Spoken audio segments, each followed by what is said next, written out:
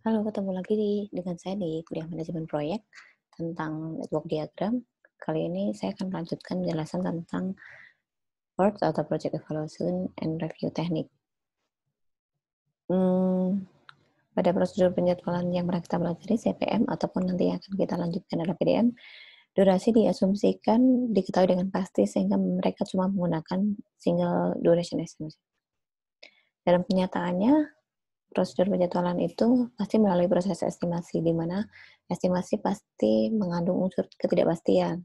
Nah, hal ini sangat sesuai dengan karakteristik proyek konstruksi, di mana tingkat risiko yang tinggi terhadap setiap perubahan, baik itu perubahan politik, cuaca, ketergantungan terhadap sumber daya, kemudian kegagalan konstruksi, dan lain sebagainya. Nah, untuk mengantisipasi ketidakpastian, maka penjadwalan dikembangkan dengan metode ketidakpastian tersebut, di mana caranya dengan menghitung probabilitas kemungkinan yang bisa terjadi dengan menggunakan part ini. Nah, PRED merupakan salah satu metode network diagram dengan teknik activity on arrow seperti pada CPM.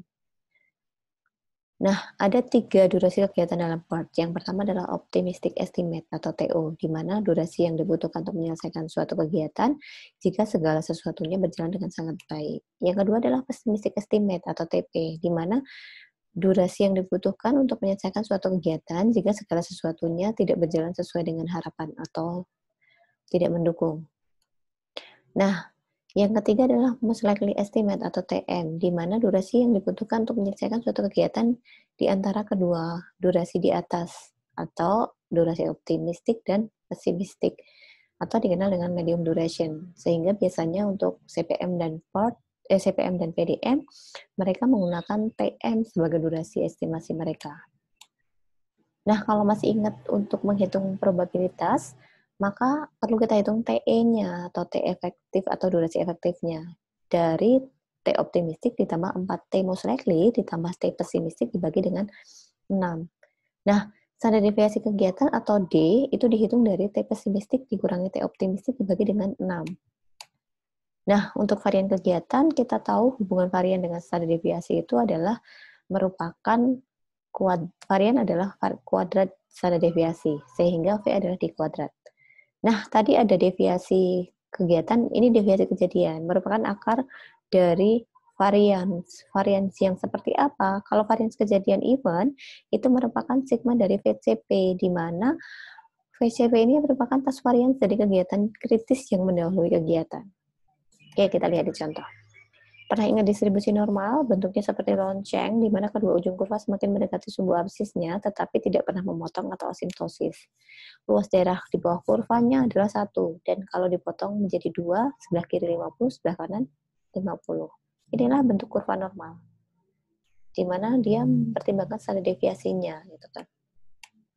Nah, untuk memudahkan kurva normal yang ada, maka ada yang kita sebut sebagai kurva normal standar, di mana luasan dari suatu standar deviasi itu menentukan luasan dari sebuah grafik kurva normal, sehingga ketika memiliki rata-rata dan standar deviasi yang sama, maka dengan batas yang sama akan memiliki luasan yang sama.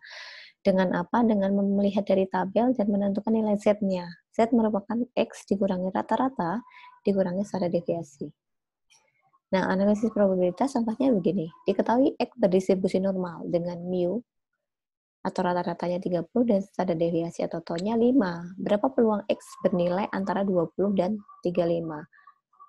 Kalau digambarkan kurang lebih bentuknya seperti ini. Rata-ratanya 30, ditanyakan antara 20 dan 35. Jadi yang saya arsir warna biru itu adalah daerah luasannya. Nah, ini bentuk tabel distribusi Z, gitu kan. Jadi kita akan memerlukan satu nilai dengan 2 digit koma di belakangnya. Ini adalah digit pertama komanya, ini yang kedua. Oke, kita lihat. Contoh, misalnya dari yang tadi, jawabannya adalah X untuk 20 ketika dimasukkan ke dalam rumus ini, maka ketemunya nilai X-nya adalah minus 2,00. Kenapa minus? Karena posisinya di sebelah kiri. Kalau di sebelah kanan pasti plus. Tidak masalah, yang penting nilainya. Ini akan kita cari di tabel. Kemudian X sama dengan 35 memberikan nilai Z-nya adalah 1,00. Coba kita lihat di tabel untuk 2,00 dan 1,00 luasannya berapa? 2,00 luasannya 2,0, 0 di sini, 0 yang kedua adalah 0,4772. Kalau 1,00, 1,00 itu 0,3413. Sehingga kita bisa menghitung luasannya dari tabel tersebut adalah 0,4772 ditambah 0,3413 yaitu 0,8195 atau 81,95%. Ini nggak beda angkanya. Ya, nanti dicek lagi. Oke, itu contoh kasus. Nah, sekarang kita lihat contoh part gimana gitu kan. Misalnya saya punya 5 aktivitas A, B, C, D, E dengan masing-masing T optimistik, T positif, dan T pesimistiknya. A itu adalah dari event 1 ke 2, B dari 2 ke 4, C dari 4 ke 5, D itu dari 1 ke 3, E 3 ke 4. Kita bisa membuat sketch diagramnya dari aturan ini dengan jadinya seperti ini. A 1 ke 2, 2 ke 4 untuk B, dan C 4 ke 5. 1 ke 3 untuk D, dan E-nya tadi 3 ke 4. Sehingga dengan waktu masing-masing ini, kita bisa menghitung waktu efektif dan standar deviasinya dengan rumus seperti ini. Kalau ditabelkan jadinya seperti ini, dan diletakkan di diagramnya menjadi seperti ini. Jadi TE dan D untuk masing-masing kegiatan sudah diketahui. Berikutnya ngapain? Kita hitung ke depan dan ke belakang, seperti pada CPM. Oke, akan lebih enak lihat grafiknya. Nah, dengan TE ini, kita akan tahu nih, perhitungan ke depannya, dijumlahkan dengan durasi, ketemunya 6,33. Kalau ke sini, ini kan ada 2 panah, kita harus ngitung dari sini dulu. 14,33 tambah 3,17, ketemunya 17,5. Kalau dari sini, 6,33 tambah 9,17, ketemunya 15,5. Karena hitungan ke depan, kita ambil yang terbesar, 17,5. Kemudian ditambah 6 jadi 23,5. Berikutnya kita hitung ke belakang. Nah, perhitungan ke belakang kita tetapkan dulu nih nilai estimate earliest event time-nya menjadi latest event time 23,5 dikurangi 6 17,5. Kemudian dikurangi 3,17 ketemunya 14,33. Kurangi 9,17 ketemunya 8,33. Di sini ada 2 panah keluar. Dari sini 14,33 kurangi 14,330. Di sini 8,33 kurangi 6,332. Kita ambil yang terkecil 0. Sehingga inilah selesai untuk network diagram dengan part. Oke. Nah, perhitungan total float-nya sama di CPM. Jadi total float yang di sini adalah 8,33 dikurangi 6,33 sama dengan 2. Sama juga nih 14,33 dikurangi 0 dikurangi 14,33 ketemunya 0. Ini tadi juga ya. Jadi untuk free float-nya free float juga sama sih sebenarnya, tapi tidak saya hitung di sini. Total float-nya sama, prinsipnya sama di CPM. Nanti dicek lagi di video sebelumnya. Nah, misal nih, event 4 berdasarkan lintasan kritis harusnya kan selesai di minggu ke-17,5 hari. Nah, sekarang kalau dikehendaki harus selesai di 16 hari, bisa nggak? Nah, ini yang harus kita hitung. Tahap awal yang harus dilakukan adalah menghitung event variance atau V. Jadi, hitung V4 sama dengan jumlah varian dari kegiatan sepanjang lintasan kritis. Coba kita lihat. Nah, ini kan selesainya harusnya 17,5. Dia di lintasan kritis. Lintasan kritis kan yang TF-nya 0. Berarti D dan E atau 1, 3, 4 gitu kan. Nah, berarti harus kita jumlahkan nilai standar deviasi yang ada di sini. D kuadrat untuk D dan D kuadrat untuk E kan. Jadi 1 kuadrat tambah 0,5 kuadrat.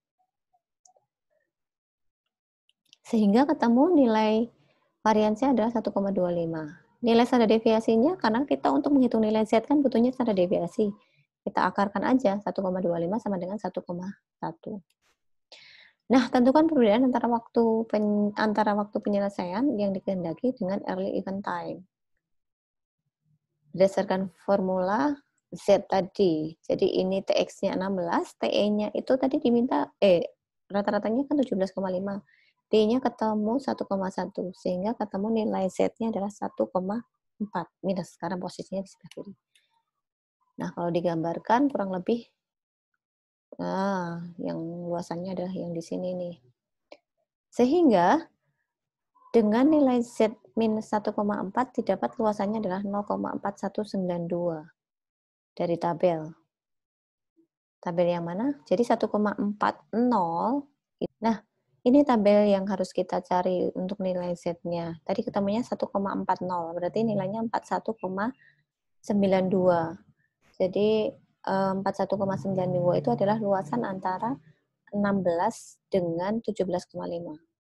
Nah, 0,4192 tadi itu luasan di antara 16, 17,5 ini, sehingga probabilitas diselesaikan pada hari ke-16 adalah 41,92%. Oke, itu tadi perkenalan dengan part gitu kan. Untuk selanjutnya silahkan coba latihan yang pernah saya kasih di video tentang CPM, kalian coba selesaikan dengan part. Terima kasih sudah menyimak video ini. Sampai ketemu di video selanjutnya.